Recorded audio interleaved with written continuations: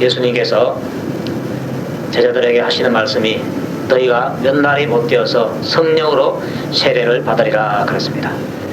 그 말씀 그대로 이제 오순절날 성령을 받게 되는데 성령이 충만하게 그들에게 임했다고 증언하고 있습니다. 이렇게 성령이 임했을 때에 나타나는 현상 가운데 하나가 성령이 말하게 하심을 따라서 다 방언으로 말을 하게 되었다 그랬습니다.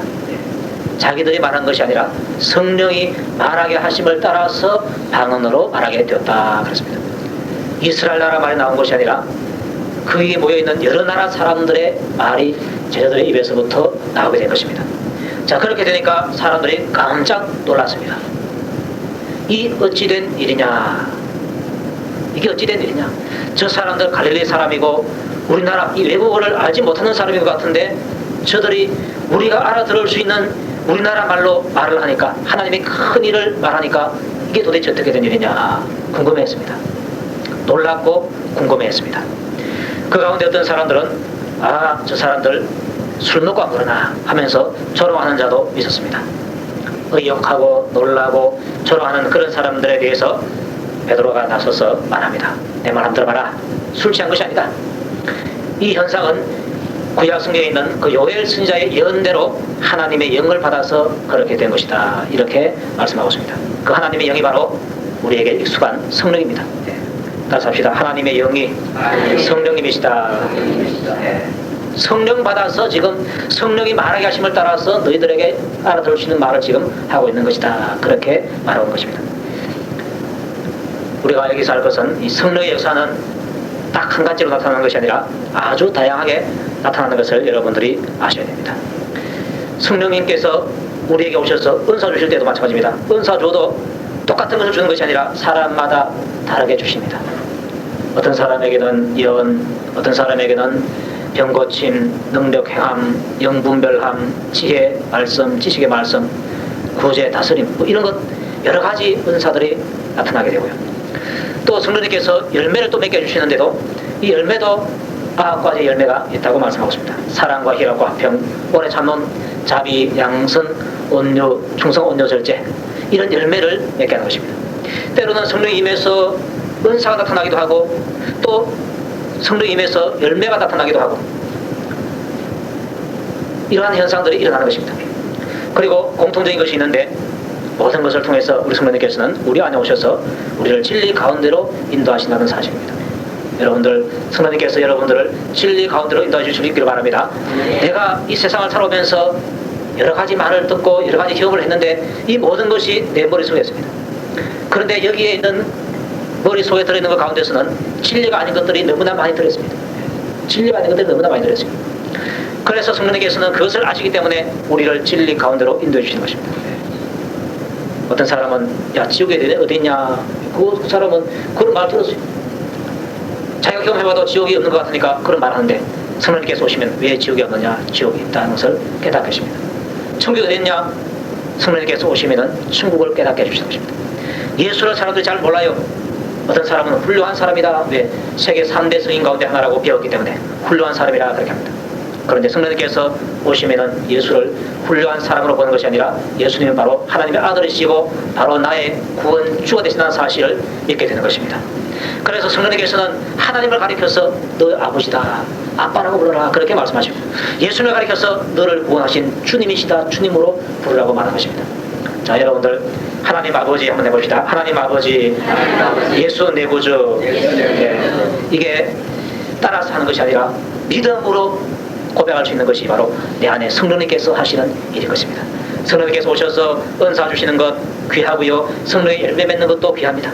그러나 그것보다도 더 귀한 것은 하나님을 아버지라고 부를 수 있게 하는 것하고 예수님을 내 구주라고 그렇게 고백할 수 있는 것, 이거보다 더 큰 것이 없어요. 이거 있고 나서 그 다음에 다른 것이 있어야 되지, 이거 없이는 다른 것이 있어도 아무 소용이 없는 것입니다. 가장 귀한 것부터 여러분들 먼저 받으시길 바랍니다. 이거 받고 나서 그 다음에 좀 더 귀한 것 받아야 하는 것입니다.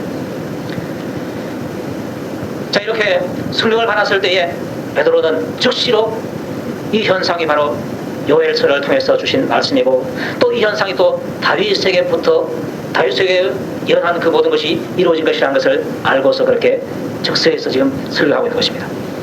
자, 22절 봅시다. 이스라엘 사람들아, 이 말을 들으라. 너희도 아는 바에 하나님께서 나사렛 예수로 큰 곤란과 기사와 표적을 너희 가운데서 베푸사 너희 앞에서 그를 증거하시느니라. 이 말씀을 주고 있습니다. 이스라엘아, 이 말을 들으라 그랬습니다. 이 말은 지금 베드로가 예수님에 대해서 증거하는 말인데 그게 베드로의 소리가 아니고 성령님의 소리인 줄 믿으시기 바랍니다. 자, 그 말 속에서 지금 하나님께서 베드로에게 깨닫게 하신 그 말씀이 나가는 것입니다. 예수님이 어떤 분인가를 지금 설명하고 있는데 예수님께서 어떤 분인가 보는 사람에 따라서 전혀 달랐습니다. 그 당시에 있었던 대제사장들, 바리새인들 이런 사람들이 종교의 권세를 가지고 있었습니다. 이런 사람이 볼 때에 예수를 어떻게 봤는가? 예수는 죽어야 할 사람이다. 그것도 보통 죽어야 하는 것이 아니고 십자가에 못 박혀서 죽어야 할 사람이다. 이렇게 본 것입니다. 얼마나 참 안타깝습니까? 성경을 가지고 있고요. 제사를 하나님의 이름으로 드리는 그런 사람들인데 백성을 친구로 인도해야 할 사람들인데 이 사람들이 예수를 알아보지를 못했던 것입니다. 교회 내에서도요. 권세보다 더 중요한 것이 여러분들 하나님을 사랑하는 것인 줄 믿으시기 바랍니다. 교회에서 권세 잡으려고 하지 마십시오. 여기에 권세 잡은 사람들 보십시오. 예수를 몰라봤습니다. 노회에서도요, 또 총회에서도요, 또 기독교회에 내려오면서 권세 잡은 사람 치고요, 제대로 하나님을 잘 섬긴 사람이 없습니다. 왜 천주교가 내려오다가 타락했지 아십니까? 교황에게 권세가 있었어요. 권세 잡으니까 이 권세 때문에 하나님이 안 보인 거예요. 이 권세 때문에 예수님이 안 보인 거예요. 얼마나 참 그네들을 불리한지 모릅니다. 차라리 흔히 말하는 민초들, 성도들, 그런 사람이 참 복되거든요. 그 당시에 병들고 또 상처받고 눌린 자들, 그들이 예수를 바라봤을 때 예수님을 내 구주라, 하나님의 아들로 믿을 수 있게 되고, 바리새인들 향해서는 예수님께서 너희들은 지옥으로 간다 그랬습니다. 얼마나 참 무서운 말입니까? 오히려 군병들, 창기들, 문둥병자들, 이네들이 더 너희보다 더 크다는 것을 말씀하시는 것입니다. 자, 이 종교 지도자들이 볼 때에 예수를 죽으려 할 사람으로 봤습니다. 그런데 제자들이 볼 때는, 특히 베드로는 주는 그리스도시고 살아계신 하나님의 아들이십니다. 이렇게 본 것입니다. 누구의 말이 옳은가? 오늘날 우리는 베드로의 말이 옳잖아요. 제자들이 본 관점이 옳잖아요. 그런데 그 당시에 사람들은 그걸 몰랐습니다. 그걸 몰랐기 때문에 예수를 십자가에 못 박으시오 하면서 고함을 쳤던 것입니다. 자, 그런데 너희도 아는 바에 하나님께서 나사렛 예수로 큰 권능과 기사와 표적을 너희 가운데서 베푸사 너희 앞에서 그를 증거하시느니라 그랬습니다. 하나님께서 예수님이 어떤 분인 줄을 너희 앞에서 증거했다는 것입니다. 뭘 통해서 증거했는가? 큰 권능을 베풀었고 기사와 표적을 베풀었다는 것입니다. 예수님께서 큰 권능 가지고요, 기적의 일을 행했습니다. 그게 바로 사람들에게는 표적이 된 것입니다. 어떤 기적이 일어났습니까? 오병이어의 기적, 풍랑이던 바다를 잠잠케 한 기적, 물로 포도주를 낫게 한 기적, 병든 자를 낫게 하고, 소경을 눈뜨게 하고, 문둥병자를 낫게 하고, 중풍병자를 고치고, 심지어는 죽은 자를 살리기도 하고, 이런 큰 권력을 행해서 예수는 보통 사람이 아니라 내가 보낸 메시아다, 이것을 하나님께서 증거한 것입니다. 예수님이 큰 권력을 행하시고 기사와 표적을 행하신 것이 누가 그렇게 하신 것인가 보니까 하나님께서 예수님을 너희들에게 증거하기 위해서 그렇게 했다는 것입니다. 자, 그 당시에 사람들이 예수님을 봤을 때 어떻습니까? 예수님이 오병이어의 기적을 일으키고, 예수님이 병든 자를 낫게 하고, 예수님이 죽은 자까지 살리고, 예수님께서 풍랑이 된 바다를 잠잠케 하신다. 그 예수님이 하는 일을 봤습니다. 그런데 베드로는 그걸 보고서 이거 예수의 일이 아니고 하나님께서 하신 일이구나, 이걸 본 것입니다. 아멘입니까? 여러분도 그렇게 보시기를 바랍니다. 교회에서 여러 가지로 일을 하게 되고, 또 지금 제가 여러분들에게 말씀을 전하게 되고, 또 여러분들이 여기 와서 앉아서 예배를 드립니다. 내가 왔다, 내가 말씀을 전하고 있다. 아닙니다. 하나님의 작품으로 여러분들이 인정할 수 있게 바랍니다. 내가 한 것 같은데, 겉으로 보기에는 내가 한 것 같은데, 영적으로 보니까 하나님께서 다 하셨다는 것을 말하고 있는 것입니다. 이 깨달음이 여러분들에게 있기를 바랍니다. 이 깨달음이 깊은 사람은요, 교만해 줄 수 없습니다. 왜? 하나님께서 하시기 때문에. 내가 주를 위해서 충성을 다했다. 가진 것을 다 드리고 내 가진 건강을 드리고 힘을 드리고 다 드려서 충성했다. 아, 내가 했다. 이러면요 교만해집니다. 주님께서 하셨군요. 이래야 나를 낮추고 주님을 높이게 되는 것입니다. 나를 쓰신 주님을 여러분들 높이시기 바랍니다. 그것이 바로 우리가 할 일이라는 것입니다. 네, 오늘 여기에 우리 정영자 집사님 언니가 오셨어요. 네, 감사의 하나를 소합니다. 네. 화요일날 전도 나가는데 권숙력 형제가 안 나왔기 때문에 그를 만나기 위해서 갔는데 하나님께서 저분을 만나게 또 하셨대요. 근데 저는 안 믿는 사람 만나면 보통 만나면요 기도 유축 마음이 없어요. 근데 몇 마디 대화 속에서 아, 이분이 준비된 영혼이구나. 주님께서 깨닫게 주셨어요. 보통 기도 안 하는데 방에 있는 분을 일부러 불러내가지고 기도해주고 싶으니까 나오시라고 그랬어요. 그래가지고 기도해드리고요. 이따가 예수님을 영접하는 기도를 하겠다. 처음에는요 마음의 문이 다 닫혀있는 그런 상태. 자기가 그래요. 근데 기도하고 몇 마디의 대화 조금 한 10분 정도 더 했습니다. 그걸 통해서 하나님께서 마음의 문을 여시고 예수님을 영접하겠다. 영접 기도를 했습니다. 할렐루야. 그래서 이 시간 하나님께서 하셨구나. 제가 그걸 느꼈습니다.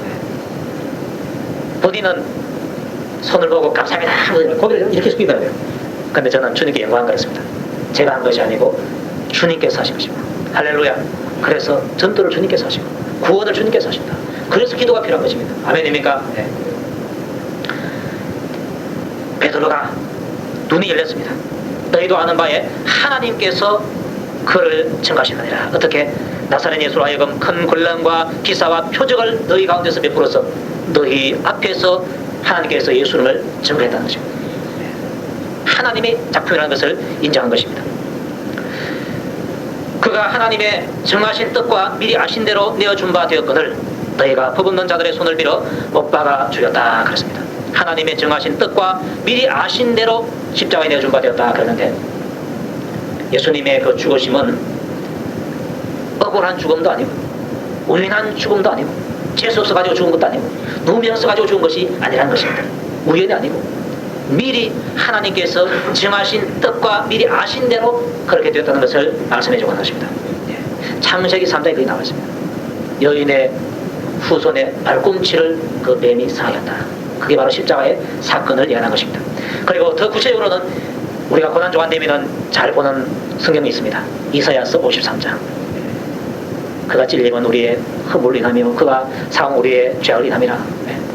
이 구절을 바로 그것이 바로 십자가의 사건을 예언하는 것입니다.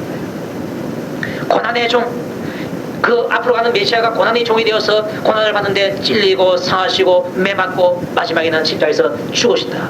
왜 죽느냐? 어린 양처럼 구약에 있는 어린 양은 이스라엘 백성들의 죄악을 담당하기 위해서 죽어줬습니다. 마찬가지로 너희들의 죄악을 담당하기 위해서 어린 양이신 예수님께서 찔리시고 상하시고 채찍맞으시고 그렇게 돌아가신다. 이게 바로 하나님께서 정하신 것과 또 미리 하신 그 뜻대로 다 되었다는 것입니다. 하나님께서 예수님을 이 땅에 보내실 때에 십자가에 피 흘려서 죽이게끔 하기 위해서 보냈다는 것입니다. 그런데 너희는 법 없는 자들의 손을 빌어서 못 박아 주겠다 그랬습니다. 로마 공장들 법이 없다 그러는데 로마 법이 왜 없습니까? 로마 법 철저하게 있습니다. 그런데 하나님께서 보실 때는 하나님의 법이 법이고 사람 법이 아닙니다. 여러분들 교회에서나 또 이 사회에서 생활할 때 여러분들 이 나라의 법으로 여러분들 살지 마시기 바랍니다. 그 나라의 법도 좀 따라가야 되죠. 그런데 그 우선이 뭡니까? 하나님의 법대로 살아가시기 바랍니다. 하나님의 법대로 살아가면요 세상 법을 초월해서 있습니다. 흔히 이런 말 합니다. 도덕과 법이 있는데 법 위에 도덕이 있다.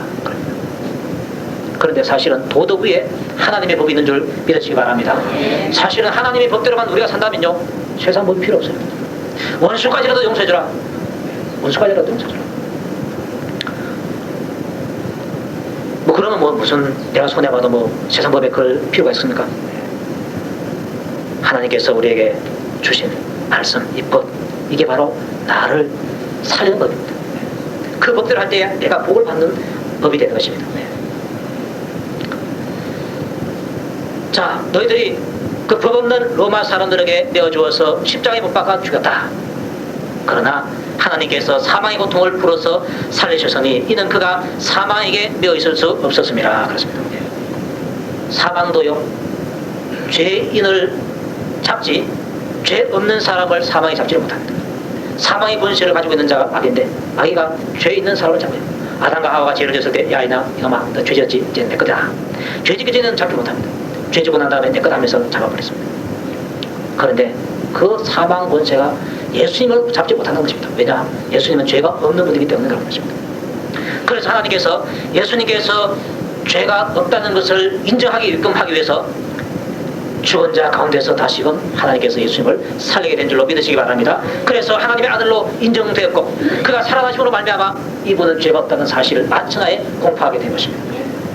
사망의 권세는 죄인에게만 해당되는 것이지 죄 용서받은 자에게는 더 이상 해당되지 않습니다.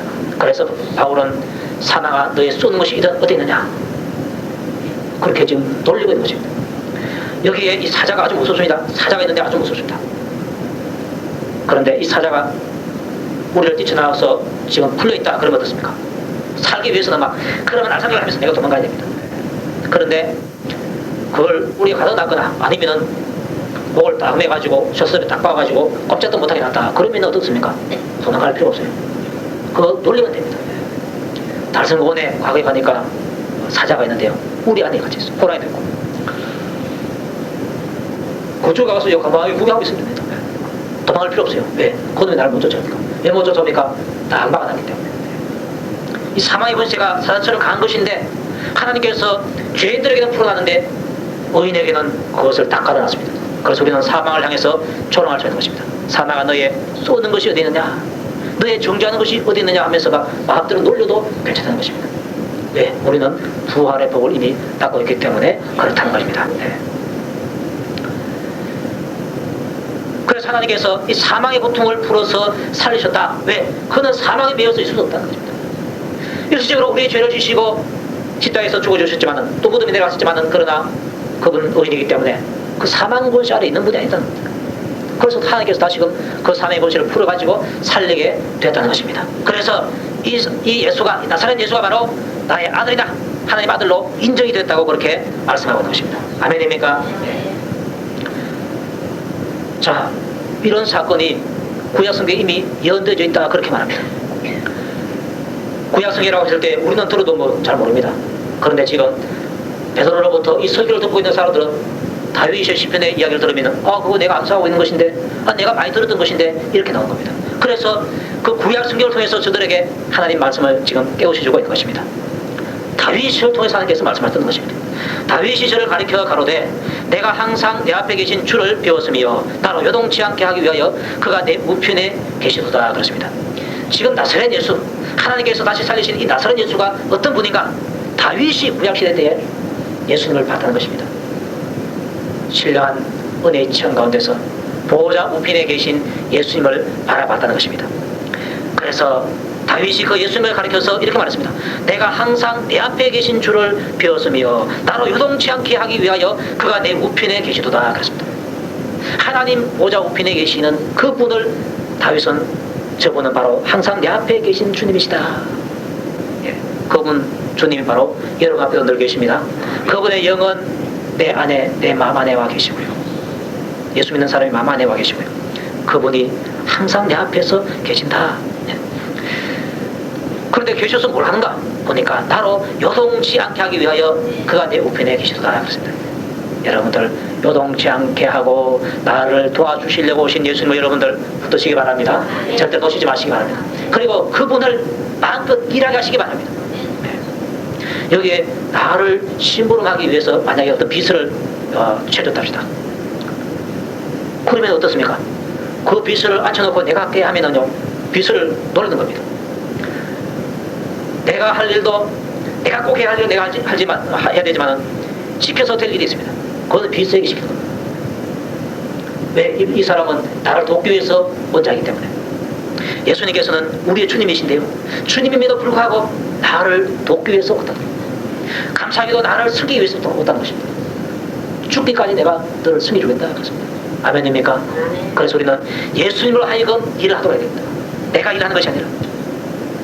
그러기 위해서 뭐 합니까? 기도하는 것입니다. 기도는 바로 우리 하나님을 일하시게 하는 것이고요. 우리 주님을 일하시게 하는 것이고요. 내가 급할 때, 내가 혼란 당할 때 주여 나를 구해주시옵소서. 아이가 어머니에게 도움을 요청하는 것처럼, 배고프면 아이가 울면은 어머니에게 도움을 요청하는 거 아닙니까? 그게 기도입니다. 다른 친구가 자기를 위협하고 있다, 엄마 하면서 쫓아오면은 그게 바로 기도입니다. 엄마가 듣고 나와서 엄마가 일을 다 처리해버리고 마는 것입니다. 이놈 저쪽에 된다 하면서 무릎 뜨고 나오면요, 여자로는 약하지만 엄마는 얼마나 강한지 모릅니다. 자기 아들이요 차에 걸렸어요. 여자로서는 못 듣는데 어머니로서 그 차를 버뜩 들어가지고 애를 구해냈다는 이야기가 있습니다. 여러 엄마들 존경합니다. 예, 뭐 그런 거 갖고 하면 성질까지 모르지만 하여튼 막 엄마들은 다 그래요. 아빠들도 그렇습니다. 예, 할렐루야. 예, 할렐루야. 그래 저런 오네요. 목사님도 아빠인가 봐. 다윗이요, 내가 항상 내 앞에 계신 주를 배웠으며 하나님께서 항상 내 앞에 계신다. 예, 이게 얼마나 보입니까? 사실은 하나님께서 항상, 예수님께서 내 앞에 계시고 나를 돕기 위해서 내 우편에 계신데 때로는 고난 당할 때요, 예수님이 안 계신 것 같이 느낄 때가 있습니다. 그러나 내 느낌이 그렇지, 그럴 때도 주님은 여러분 더 가까이에서 여러분을 지켜보고 계시고 여러분을 도와주시려고 하는 사실을 잊지 마시기 바랍니다. 주님은 나보다도요 나를 더 책임지시고 나를 더 사랑하신 줄로 여러분들 믿으시기 바랍니다. 나로 요동치 않게 하기 위하여서 그가 내 우편에 계시도다. 왜? 도와주려고. 이러므로 내 마음이 기뻐하였고 내 입술도 즐거워하였으며 내 육체는 희망에 가리니 그랬습니다. 네. 전능하신 예수님께서 내 옆에 계셔서 나를 돕는 자로 계시니까 내 마음이 얼마나 기쁜가. 나는 내일 일도 알지 못해요. 모레 일도 알지 못하고요, 내년 일도 알지 못하고요, 무슨 사고를 만날지 모릅니다. 또한 다윗 같은 경우에는 언제 적들이 시도올지 모르는 것입니다. 언제 또 자기 그 왕위를 노리고 반역할 수도 있는지도 모릅니다. 그런 위험한 상황 속에서 주님께서 든든하게 딱 서서서 내가 너를 도와주겠다 하니까 다윗이 마음이 기쁜 겁니다. 여러분에게도 이런 기쁨이 있기를 축복합니다. 그리고 내 입술도 즐거워하니까 이게 무슨 말입니까? 마음에 기쁘니까 찬송이 막 나오더라는 것입니다. 은혜 받으면요 찬송이 나올 겁니다. 그렇죠? 네.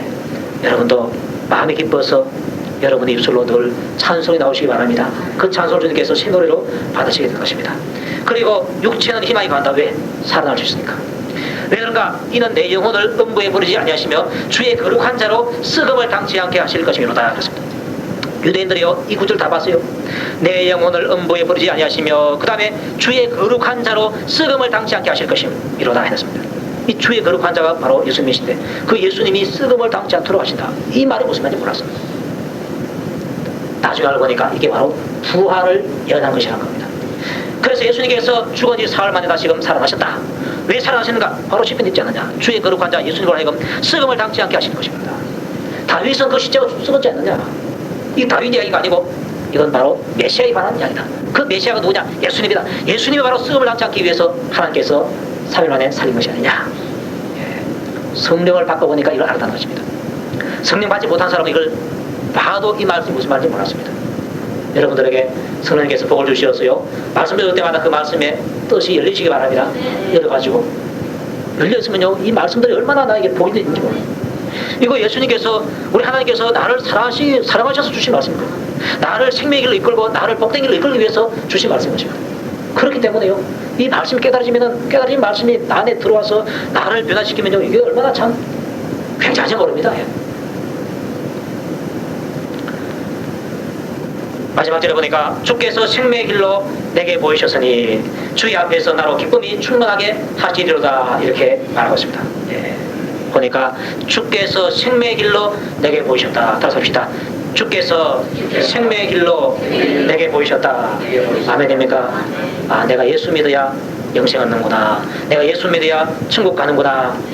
이거 여러분이 깨닫는 것이 아니고 주님께서 깨달게 하신 줄로 믿으시기 바랍니다. 아까 말씀드렸던 우리 정영자 집사님 언니 여태까지 불교 믿었대요. 불교 저래도 많이 갖다 바쳤대요. 그런데 이제 마지막에 와서 주께서 생명의 길로 저분에게 보이신 것입니다. 아멘입니까? 그전에도 예수 믿으러 간 사람들 많이 있었대요. 그래도 안 들어온 거예요. 때가 되니까 하나님께서 이제 열어줄 겁니다. 보이도록. 그전에는 들어도요, 타는 상태에서는 보여줘도 못 보는 겁니다.